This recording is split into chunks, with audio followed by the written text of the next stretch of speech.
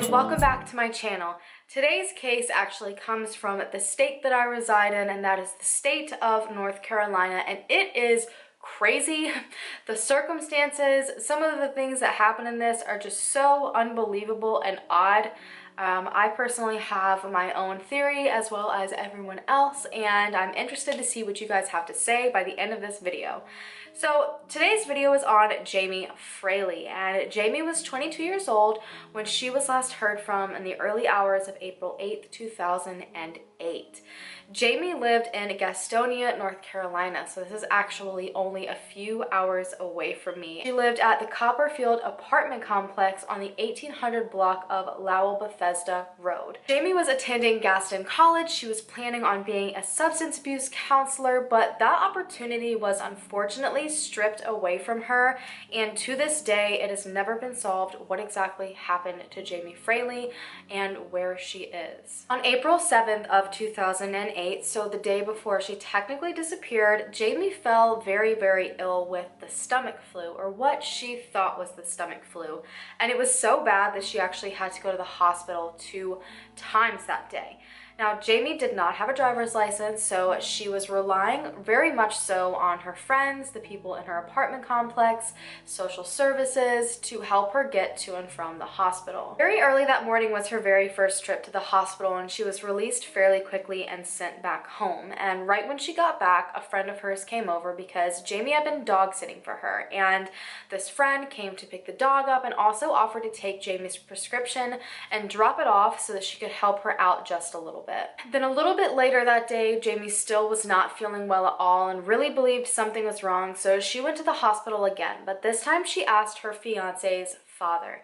Now, Jamie was engaged to a man named Ricky Simmons Jr. They had been dating since 2006, but in 2007 he was put into jail for a sentence of 15 months because of theft. So he had his father, Ricky Simmons Sr., that lived just 2 doors down in the same apartment complex from Jamie, and Ricky Simmons Sr. also worked as a maintenance worker there, but he basically helped, I guess, take care of Jamie, do the small things that she needed while her fiance and his son was doing time. So he obviously helped her and drove her to the hospital, and I've seen very conflicting information that he drove her back from the hospital, and I've also seen information that a friend drove her back. I have not been able to 100% confirm either, but when she got back at some point late that afternoon, she spent a few hours really still not doing well, and by midnight she decided there was 100% something more serious going on. So she called her mother and told her mom, hey,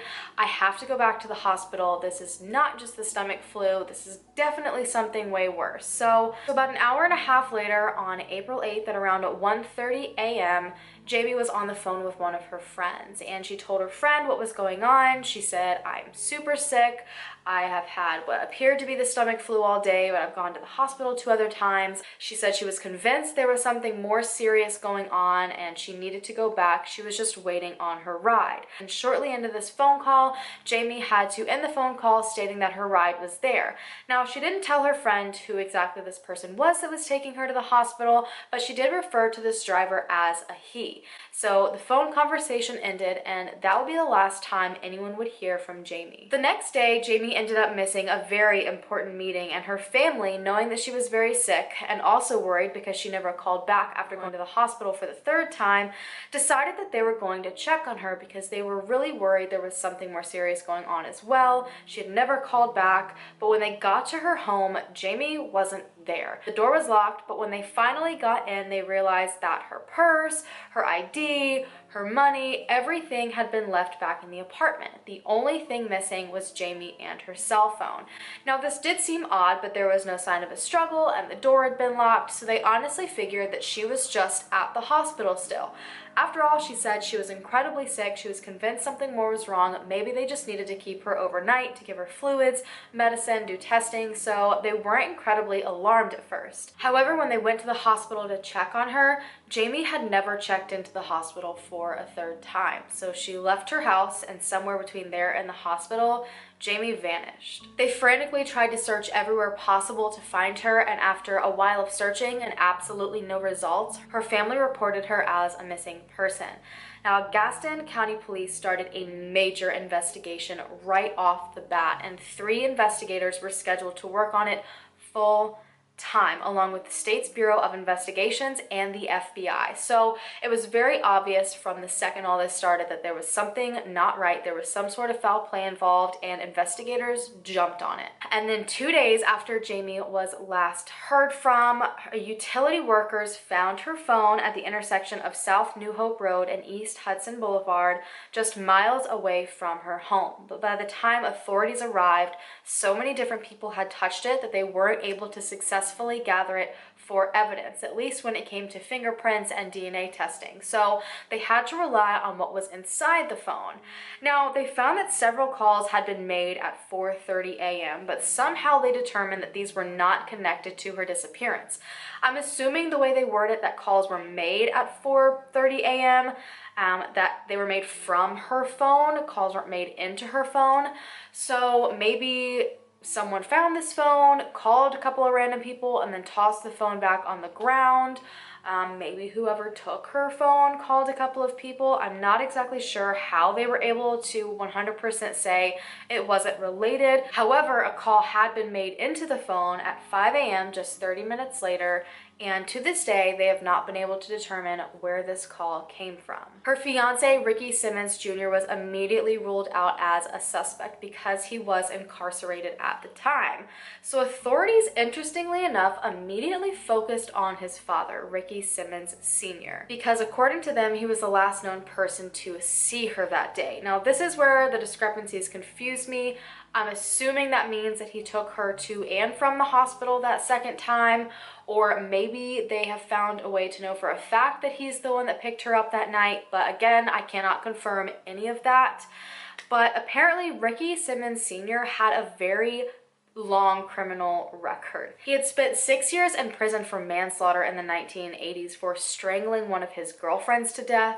He had quite a long list of other girlfriends that had taken out protective orders against him. He obviously was also only 2 doors away from Jamie's home, and according to some, he seemed to have this very strange and huge obsession with Jamie, and when they asked him to take a polygraph test, he absolutely refused. Now, that could have just been him protecting himself, or that could mean it's because he wants to hide something. Authorities strongly believed he could be involved, so they were trying to build some sort of case against him to pin him to whatever happened to Jamie, but unfortunately, the chances of that were basically destroyed about 2 months after Jamie's disappearance. On June 7th, an ex-girlfriend of Ricky Simmons Sr.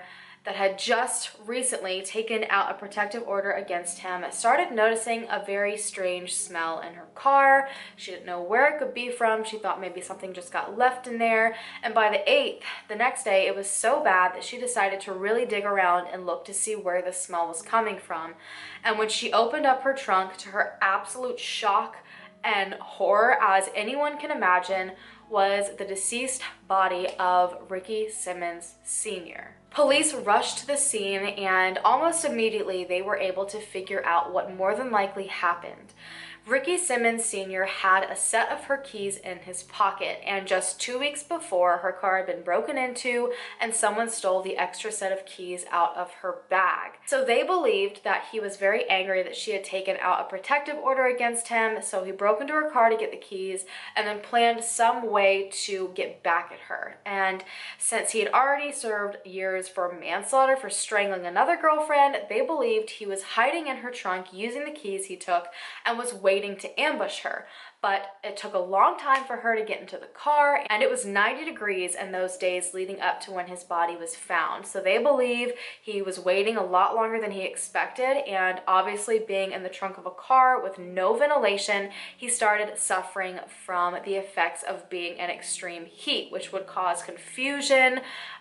He would have forgotten there was an emergency latch to get himself out of the trunk. He was probably delusional at that point, and they believe eventually he did die from a heat stroke. At this point, they had lost their only person of interest, and both Jamie's family and the Simmons family both came forward at this time stating that they did believe he had some sort of information when it came to Jamie's disappearance, and they were all distraught because this had just been stripped away from them. Jamie's mother remembered when she found out this information, and she knew from day one that he was more than likely a suspect they needed to go in on. And she said that the second she found out, she remembers just bursting into tears and falling to her knees because she felt like the only answers to her daughter's disappearance were now gone, along with Ricky Simmons Sr. When Jamie's fiance, Ricky Simmons Jr., was released from jail, he was obviously very, very overwhelmed, but he was also attacked by the press and people that wanted to know what his stance was on this entire situation. But first, his fiance goes missing and he has to cope with that. And then 2 months later, his father crawls into a trunk of his ex's car and dies of a heat stroke. That's a lot to take in such a short period of time. Imagine being in jail and losing the two people that probably meant the most to you in only 2 months time period. Ricky Jr. did state that he believed his father more than likely knew more, which does lead me to believe that he knew about his father's probable obsession with his fiance, but he said that it was just too much to handle at one time, so I don't know if he's come out since and said more about his feelings on this. I am sure he's probably wanted a while to cope and grieve and deal with the situation, but I find it very interesting that multiple people from the Simmons family have all come forward and said that they do believe it's possible that Ricky Simmons Sr. had something to do with Jamie's disappearance. At this point, authorities no longer believe that Jamie is alive, and they are still desperately trying to search for any answers, but unfortunately, since Ricky Simmons Sr.'s passing,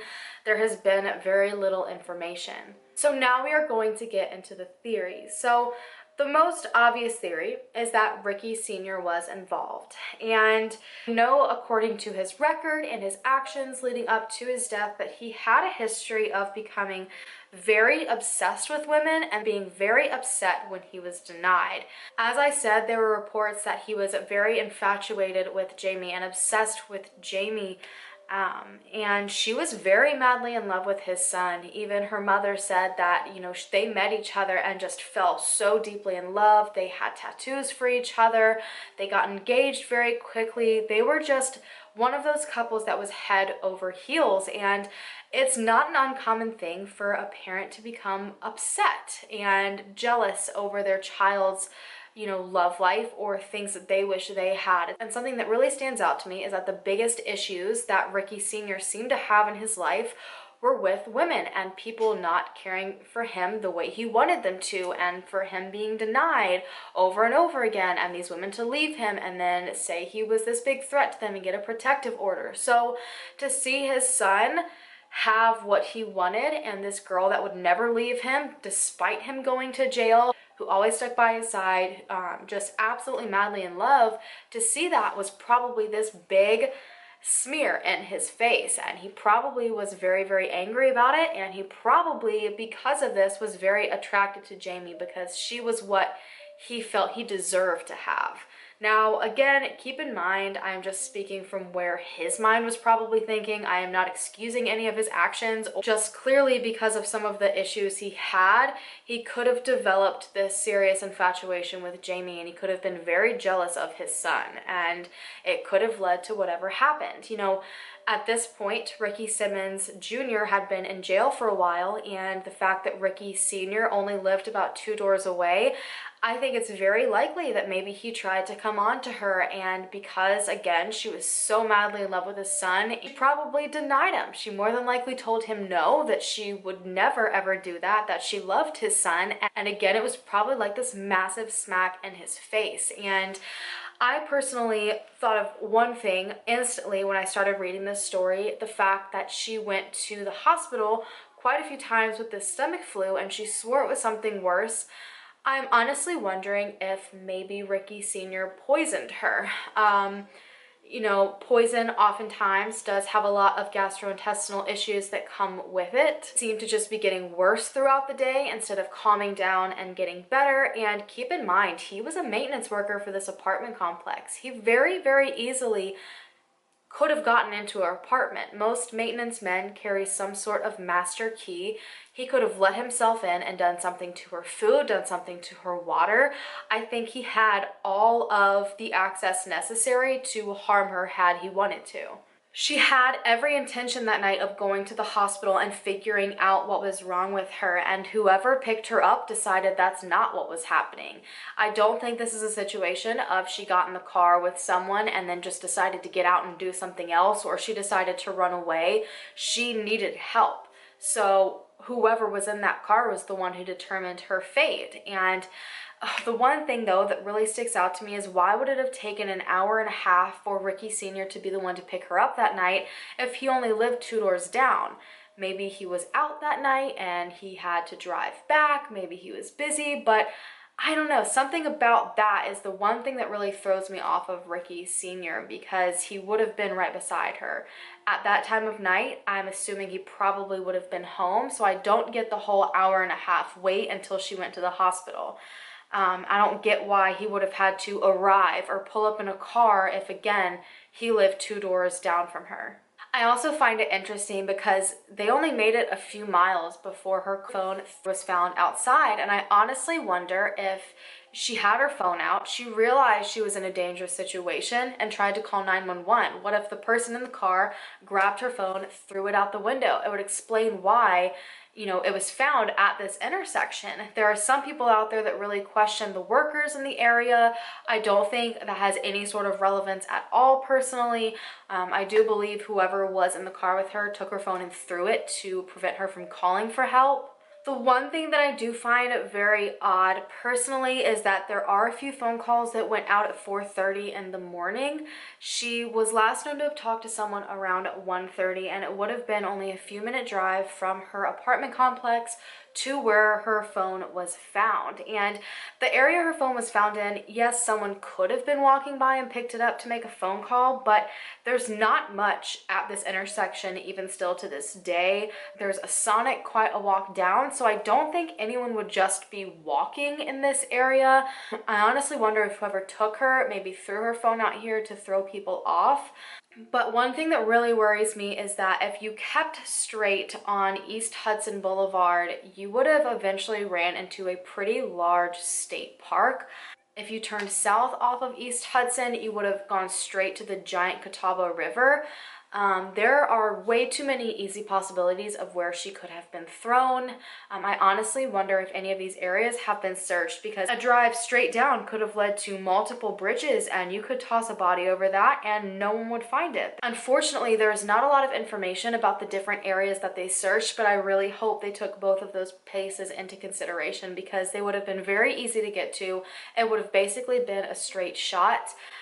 You know, if she was picked up at 1:30, that's 2 hours. Someone easily could have driven back, taken her phone in that location, made a few calls at 4:30 in the morning to make it look like she had made it back and everything was fine and something happened after that, and then tossed the phone out the window. Let me know what you guys think down below. I feel like a lot of people 100% believe that Ricky Sr. had something to do with it. He did have that very jealous personality to him, very obsessive and very violent as well. So I think it's very possible he could have been the one to have done something to Jamie. I do not believe she walked off in any way, shape, or form by herself.